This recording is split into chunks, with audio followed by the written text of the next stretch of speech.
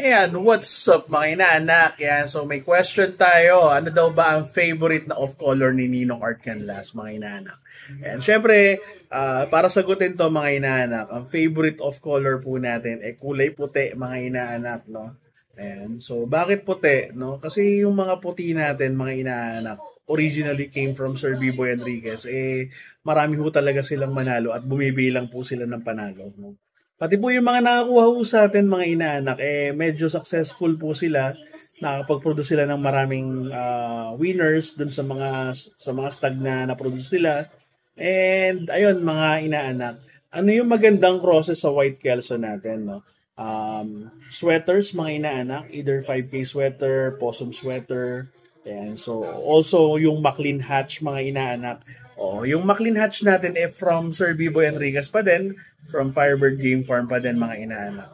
Ayan, so ayun, yun na siguro yung hindi mawawalang off color sa farm natin, no? So bukod sa kulay pula, mga inaanak na mainstay sa farm natin, ganun din yung mga puti natin, mga inaanak. Ayan. So, yun. Ano ba yung mga favorite off color nyo, mga inaanak yan? I-comment nyo naman dito. Ayan. Ninong Art. Peace out.